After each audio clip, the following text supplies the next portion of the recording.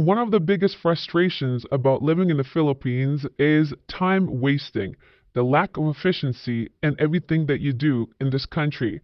In this episode, I will share some stories regarding that. Clover Landscape says, so today I went to the store with my Filipina. There are like 30 cash registers in that store, but only 2 were staffed.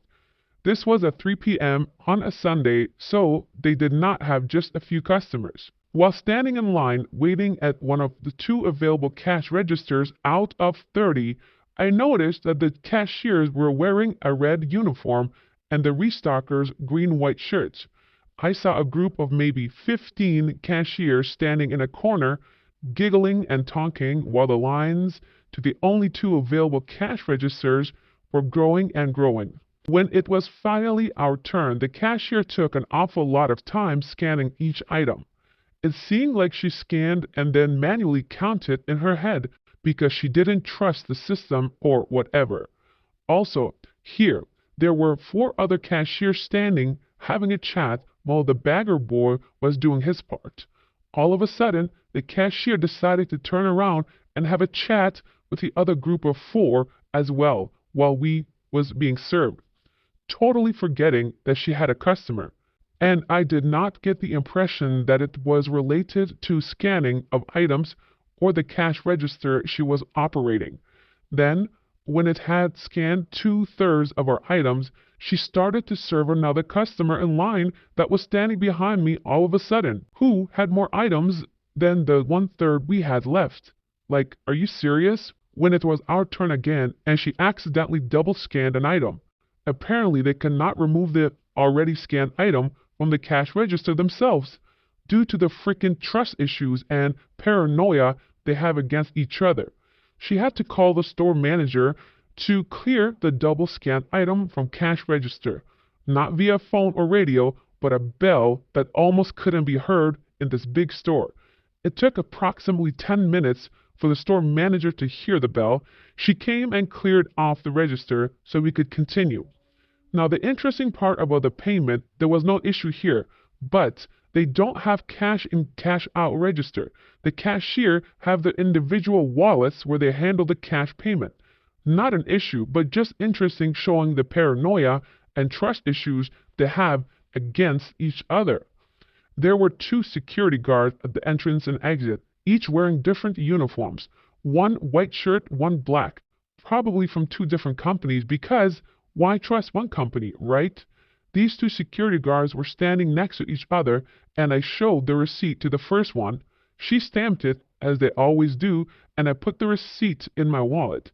Now the second security guard watching the entire thing requested to see the receipt as well and stamp it. Some crazy trust issues right here. Let's be honest, if you spent more than 1 month in the Philippines and done any type of shopping, in grocery stores or any type of market, you have to agree this entire process is ridiculously long and inefficient. However, supermarkets and grocery stores aren't the only places, and it's not just specific to one brand. Even at restaurants, like Discerning Man says, at McDonald's today, after getting my order, I asked for mayonnaise, a condiment, mind you, just like ketchup. They said I had to pay. So I waited again in line for 4 other customers and then paid. It took about 7 minutes. I then waited around 5 minutes but wasn't getting any mayonnaise. I asked what was going on, and the cashier then went to her colleague preparing orders and came back and said, wait.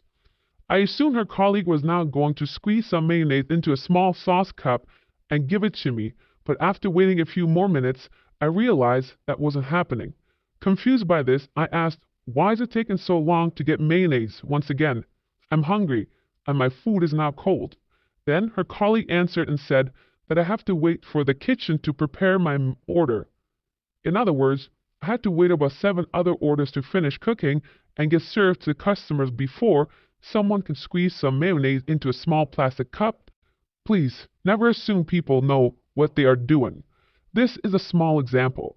Oftentimes I see inefficiencies at many fast food chain restaurants. Even at places like Jollibee's where they have numerous customers, one person takes the order, runs it across manually sometimes, gives it to another person, who then gives it to the kitchen, Everything is multiple steps for no particular reason. It is frustrating and people waste their time. So, if you are coming here, please prepare your mental state. These 8 carrots make a great point. They say, this probably doesn't apply to all situations, but improving efficiency isn't really a necessity unless there is a premium placed on the value of time. My theory is that a pretty high percentage of the population doesn't have very much to do because of retirement, unemployment, or gig work. That means that people are pretty accepting of things that take an unnecessarily amount of time because they don't have a boss freaking out if they are not back from their eye appointment in 2 hours. It could also be that people actually prefer standing in line at Robinson's over sitting at home. The other side of the coin, though, is that if businesses understood that efficiency increased profits, maybe they would drive at least the retail sector back in the direction. But I don't have a theory on why that hasn't happened. I think we've all been in this situation and seen hundreds of other examples of similar. Even after 6 years of telling myself to just go with the flow, every once in a while it'll still make me nuts. I concur because nobody values their time and because standing in an air-conditioned store is much better than sweating in your shack. Also, we all know Pinoys can be extremely lazy. They don't care. They don't have an urgency. They don't have what you and I have. They don't have a comfortable home. They don't have something to go back to. They don't have money to spend or a pool to swim in. Smart says the problem is that the store policy and their bullshit practice of making their workers pay out of pocket if the register doesn't even out at the end of the shift. Every freaking loss the store passes on to their workers. The store doesn't eat that up as cost of doing business like they do in the West.